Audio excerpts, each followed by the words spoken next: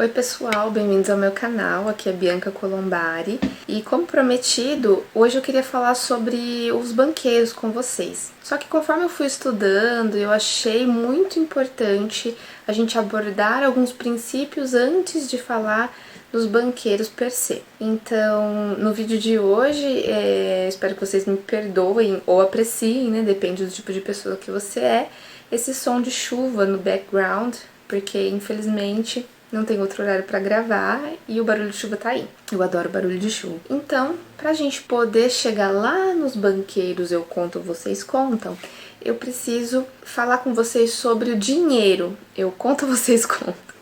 Como surgiu o dinheiro? Para a gente poder falar sobre o surgimento do dinheiro, a evolução da civilização nesse sentido, a gente vai ter que passar pelo Carl Menger, que foi o primeiro a abordar essas questões, em teoria. E também eu vou falar um pouco sobre Mises, né? Sobre a ação humana, sobre a praxeologia, tá bom? Então acompanha comigo. E o que a gente entende como um processo de evolução da civilização? Seria quando o homem ele passa a não existir mais dessa forma precária e violenta, né? Essa forma de viver como subsistência. Então ele passa dessa existência precária para uma existência baseada na divisão do trabalho, na especialização, ou seja, na cooperação pacífica e produtiva. Então é dessa forma que a gente analisa a evolução da civilização aí. Como eu disse, eu iria passar pelo Mises. Para mim é leitura obrigatória aqui. No livro Ação Humana, Mises fala um pouco sobre essa evolução natural para a cooperação quando se há liberdade, né? Então, para ele, há dois fatores que estão no cerne dessa evolução da civilização. O primeiro fator é que é necessário haver uma desigualdade entre necessidades e habilidades das pessoas ali. Sem esse fator, os indivíduos eles não vão buscar cooperar entre si, né? Porque é importante que haja alguém que saiba fazer X, né? E determinadas pessoas que precisam desse serviço, e aí provavelmente essa pessoa que também vai precisar de algum serviço que só essa pessoa que sabe fazer por excelência, né? Ou pelo menos sabe fazer melhor do que ela. E assim eles vão cooperando. E segundo, o homem precisa reconhecer que a divisão do trabalho aumenta a produtividade. Isso provavelmente muitos de nós aprendemos que é ruim, né, que divisão do trabalho causa alienação e blá blá blá blá blá, porém, com toda certeza, aumenta a produtividade. E por que aumenta a produtividade? Porque se a pessoa A, por exemplo, tem a pessoa A e a pessoa B, ambos precisam de, sei lá, ovos, e ambos precisam de carne, vamos supor, né, ou leite, e para eles conseguirem ter tudo isso, eles precisam se esforçar em criar galinha, cuidar de galinheiro, ao mesmo tempo que eles criam vacas, cuidam das vacas, ordenham leite para poder ter ovos e carne, ou ovos e leite.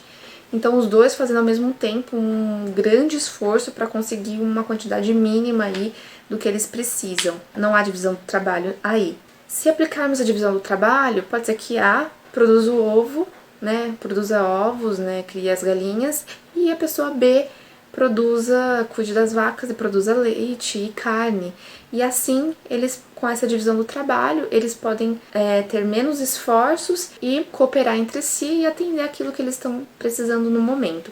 A divisão do trabalho gera maior produtividade, porque a pessoa A pode utilizar o seu tempo precioso para fazer muitas outras coisas e assim conseguir ainda mais melhorar a sua qualidade de vida, né? Assim como uma pessoa B. Então, Mises, ele parte do pressuposto que todo indivíduo ele tem esse mínimo de inteligência e que eles tendem a usar essa inteligência de forma prática. A gente falou das habilidades, né, desigualdade entre habilidades e desejos. As trocas, elas começaram sendo trocas completamente diretas, né? Eu troco o ovo sei lá, eu troco 10 ovos por um pedacinho de carne, etc e tal. E assim, conforme foi aumentando a conveniência, essa troca foi passando a ser indireta. Quem aborda isso é o Carl Menger. E o que seriam as transações indiretas, né? Não mais trocariam um produto pelo outro, mas sim teria uma mercadoria que intermediaria todas elas. Então, por exemplo, né, a pessoa B quer ovos, e então ele vai e troca com a pessoa A ovos por, sei lá, um metal precioso, alguma coisa de valor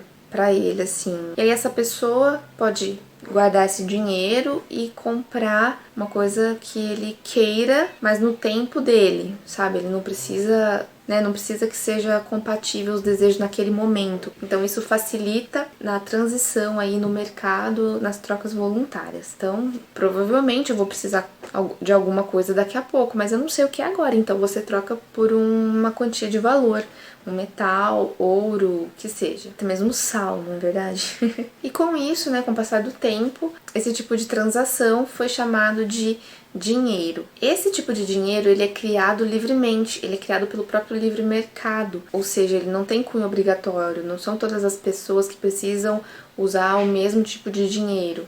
Eles usam aquele dinheiro por conveniência, porque para eles é bom, tá? Não tem nenhum terceiro que intervém nas questões de dinheiro. Bom, nós falamos como surgiu o dinheiro e também precisamos falar sobre preferência temporal.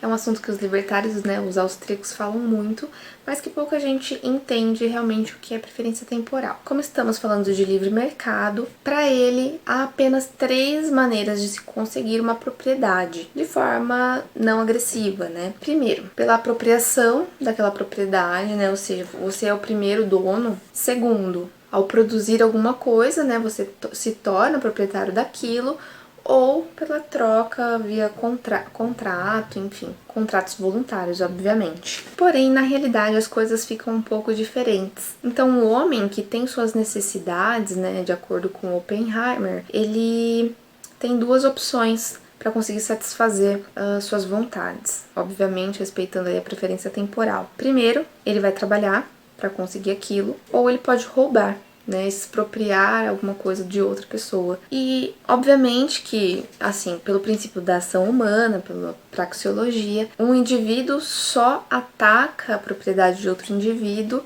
porque ele tem muitos incentivos para isso. Ele tem que ter um incentivo econômico plausível para estar fazendo isso. Primeiro, a gente sabe com certeza que todo mundo prefere satisfazer uma vontade com menor tempo, né, em um prazo menor do que em um prazo maior. Isso é certeza. Também sabemos que preferimos ter um custo baixo para conseguir aquilo que nós queremos do que um custo alto. E quando a gente fala de custo, não só no quesito dinheiro, mas de esforço também. Resumindo, os indivíduos tentam alcançar seus objetivos tendo o mínimo esforço possível num período mais rápido possível. Outra coisa, todo esse processo, né, essa evolução do homem à civilização, não quer dizer que o indivíduo não vai agredir ninguém. Pelo contrário, por conta da primeira questão que eu falei, muitas vezes o indivíduo A sempre vai atacar o indivíduo B se ele puder se dar bem, principalmente se ele não tiver consequências imediatas ou até mesmo a longo prazo por conta disso. E é exatamente esse tipo de incentivo que está no cerne do surgimento daquela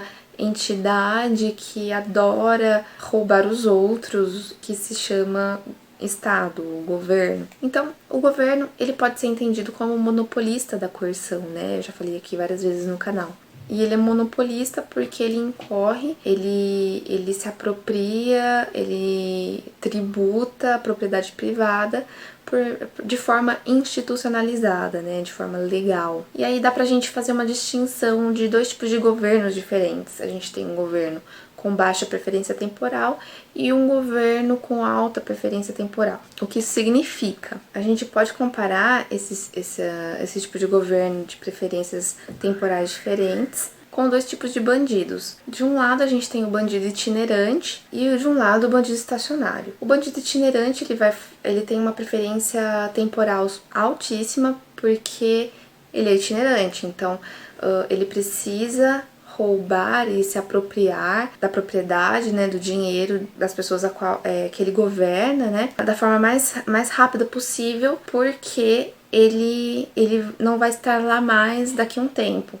E o estacionário é aquele que não se preocupa tanto com o tempo assim, porque ele está estacionado ali naquele governo, né? Ele vai continuar extorquindo, roubando, tributando os governados, porém não se preocupa tanto com o dia de amanhã, fazendo essa distinção de bandidos itinerantes e bandidos estacionários. A gente pode fazer uma diferença aí entre as monarquias ou o feudalismo com as democracias, né? Então, fazendo jus à comparação que eu fiz de estacionário, no estacionário estariam os monarcas, por exemplo.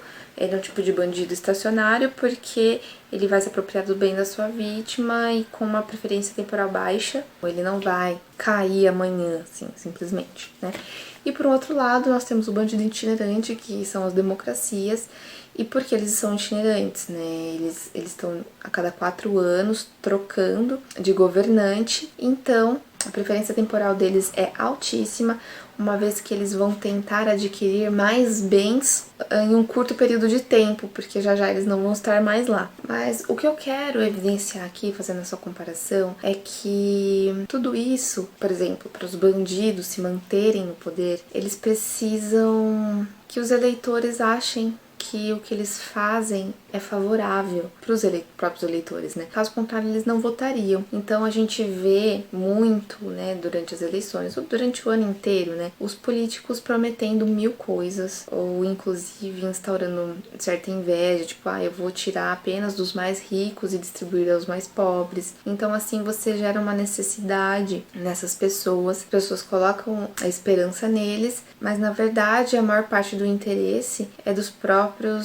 políticos, né, ou bandidos itinerantes, porque eles vão chegar ao poder, fazer de tudo para conseguir o máximo de dinheiro da forma mais rápida possível, como a gente pôde constatar no princípio da praxeologia, né, no princípio da ação humana. E com essa informação, eu vou deixar para o próximo vídeo, com todas essas informações, a gente vai conseguir chegar na conclusão e na reflexão importante sobre os banqueiros, por que que eles são da classe política e não são da classe privada. Espero que tenham gostado desse vídeo, gostaria muito, assim, vocês ajudam muito o canal se vocês curtirem esse vídeo, compartilharem, se inscreverem no canal e ativar o sininho de notificações. Também, eu gosto muito de ler os comentários de vocês sempre fazem considerações muito importantes, recomendações, algumas reflexões das quais eu não havia pensado. Então, participa aí com a gente, também você gera engajamento e ajuda o meu vídeo a ficar em alta. Então é isso, espero que tenham gostado, até o próximo vídeo.